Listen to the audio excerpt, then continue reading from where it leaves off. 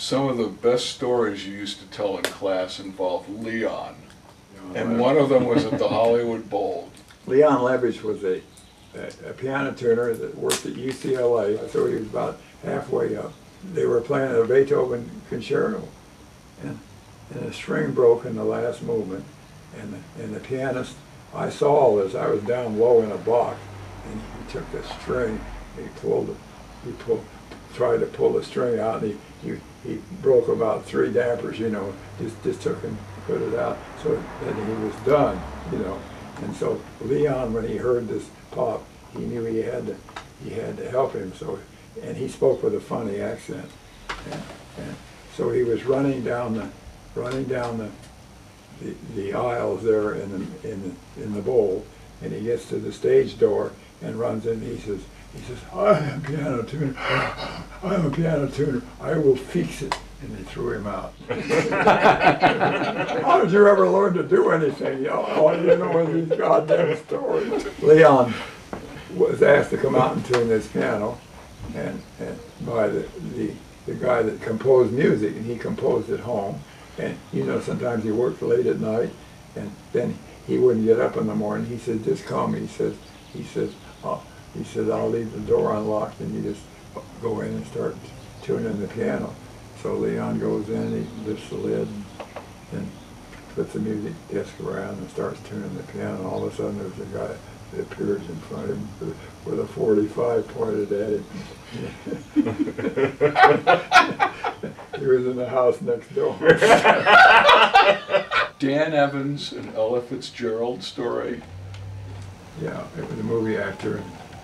No, it was the maid in the movie actor's home. She made him go around to the back door to come in, but he didn't like that. You know what? What do you do? If I were teaching this now, what do you do when you get people like that? You leave. No, you don't. You raise your prices. Yes.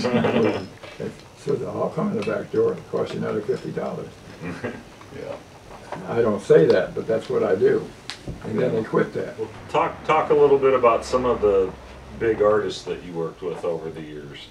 You told a story once about Rubinstein and picking out a piano, how he would he was very particular. He'd come at the music center, and he was loved by all the people that worked in the stage. And he walked up the stairs. He was an old man, but he wouldn't get in the elevator. He'd walk up the stage. And so his wife was in the audience, and he talked. He was a Pole, and he played each piano, and he talked to her in Polish, and decide which piano he's going to play. And that was very interesting to see that. But in addition to that, he was always nice to everybody that works there. He'd get the names. He'd have somebody get the names. I mean, he was a very smart man. Get the names of the people on the stage and memorize them. And come up to me, he said, the lighting guy, "Joe, I haven't seen you again." I said, I'm gonna you and Bill and Ray and Don and so forth. He knew all their names, and they made him look like he was 30 years younger when he put him on the stage. You know, he did extra things, and he was very nice guy. I tuned for him several times. I went to San Diego and tuned for him one time. If you hear him play the second Rachmaninoff concerto, is one that he plays that I like, really like. I have a recording of it. You told me once about him making a selection of a piano and how he would play them, and after a minute or two, all the pianos would sound the same. That's true. In other words, that's a good point. From a musician standpoint, probably the public wouldn't be interested in that, but he knew how to adjust his deal so that it would sound like Rubinstein. In other words, he knew what Rubinstein was supposed to sound like. You know, you guys are musicians, and you would understand this. But you'd hear him play. He'd play a while, and he'd pick out the piano that he could make sound like Rubinstein wanted to play it. It was amazing, you know. But you had to be a musician to understand it. It was just the way he was. And that's why the public liked him. They didn't know why they liked him, but of course he was very well loved on the stage too, you know. What a great guy. What a great guy. His best recordings are made in London. There was some piano technician there that we don't know. That I'm talking about voicing now, and I have records of him at so-called very good studios here with him recording, and they don't sound anything like the one in London. And the ones in London have what I got that for, is that when you play another note, the note has the same quality of sound. It doesn't sound different. It has the same projection and everything else. And that's what in London. I said, boy, if I ever go to London, I want to meet that guy, because he was a great piano technician, and some of his very best recordings, which I have a lot of, were made in London, and he say so. And you know, and my big thing with the voicing thing, which I'm noted for, is that you don't want to change. It's like a great violinist or a great singer. You don't want to change the quality of your voice from note to note. If that's kind of a phrase, you want it to be like the one before it. And that's the big thing with hammers.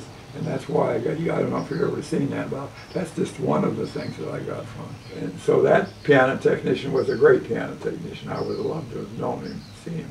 Because, you know, he'd go into a studio there and sit there all day and make recordings. There's a story about him which was told me, that he was asked to play for a recording for a movie studio.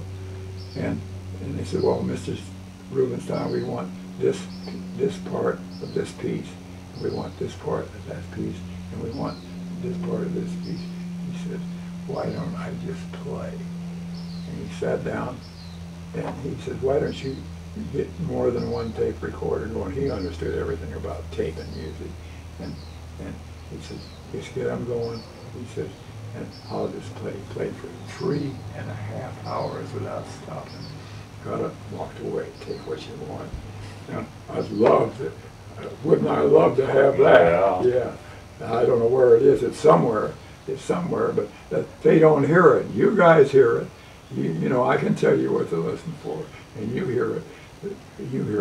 And you can tell my thinking it was helped by Carol, because when she sings, if she's singing alone, not with somebody, if she's singing alone, the quality and the sound of each note after another is where she wants it for that area. It isn't up and down, up and down. Sure.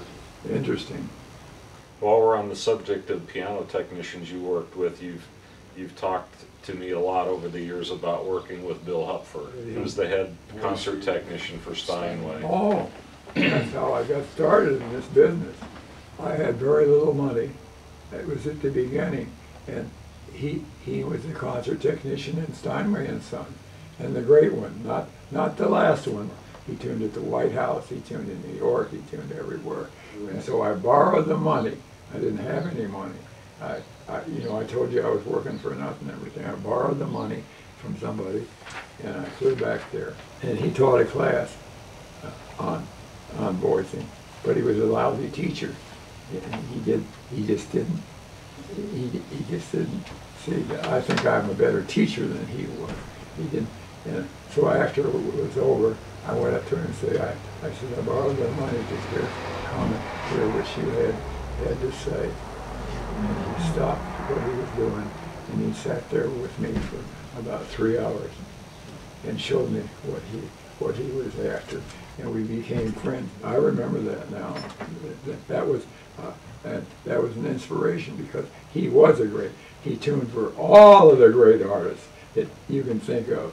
Should we talk a little bit about PTG and the 7 Old Men? Or? They met once a month at a restaurant downtown, and the women came and sat in another room. Their wives came. Wives mostly in those days did all the phoning. They made the appointments. They picked up the phone, answered, because it was too much. They were busy. Those guys were good, you know. Cecil Short and people like that, they were good at what they did. When I got in there, I was allowed to go to that meeting. And So that was your rite of passage to be able to go sit in at their meeting? Yeah, I went to that meeting, and that got to help me. But I was the next generation, just like you guys are the next generation after me, and I was the next generation. But and they were at the end of their deal.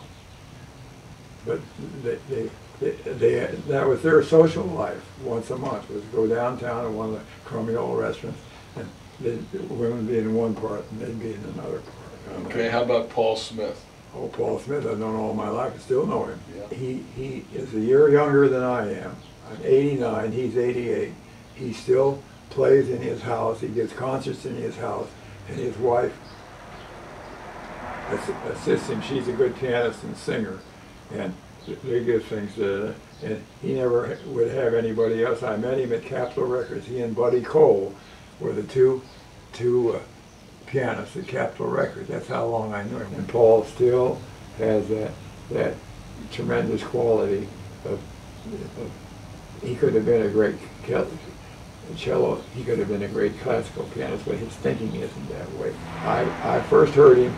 He was playing in a band in Long Beach at the Ferry Command office. That's when I went into the service. That's where I was first, in Long Beach at the airport there. And they had a band there, and they were mostly musicians from Hollywood and everything. Well, he's a big guy. He's a couple inches taller than I am, and he's about 6'4" or 5, and so they made him an MP, and he went to Europe. And when he was in Europe, he got into Patton's army. Now, if you remember Patton, you remember your history. Patton was the one that marched all the way to Germany at the river there and captured it with an MP. And he was opening a can of something in a can and pushed down on his fingers, and he cut his hand from here to here. And this was about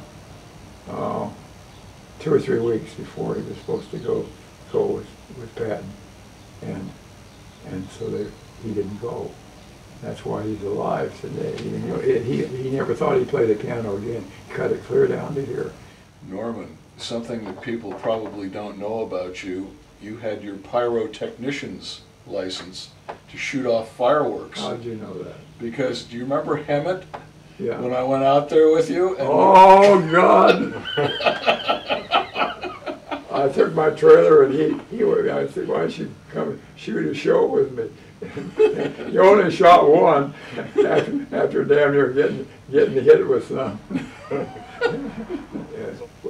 I tested every shell that we shot. They go into pipes in the ground, and you drop one. You drop them cold in there and see if they'll go to the bottom, and if they don't go to the bottom, you put them aside, and because they won't go up in the air. And it makes a funny sound if it doesn't go to the bottom. In other words, let's say it's this far from the bottom in the pipe, and it's to go down from the charge and go up. It goes up 20 feet, and then it goes off. He wouldn't work. I think it was him. He wouldn't work for me anymore. And I said, "Run, goddammit, run!" And he ran. You know, I heard what it was. He ran like hell and burned all the back of his shirt. my shirt looked like lace. Can you think of something you'd like to talk about? Really, you're proud of? Proud of a lot of things. I'm proud of this. Lewis Renner Award of Excellence, presented to Mr. Norman H. Neblett. The awards you've won from PTG, tell us about those. What have I won? Everything. What haven't you won? Everything. It's out in the rumpus room. It's not hung up. I have all the awards. That's what I can tell you now. I hope I live long enough to be able to get hire a guy and put him up in the wall. The wall is this long, and they're for everything. Well, thanks, Norman. Yeah, Norm, that was really a pleasure. Yeah.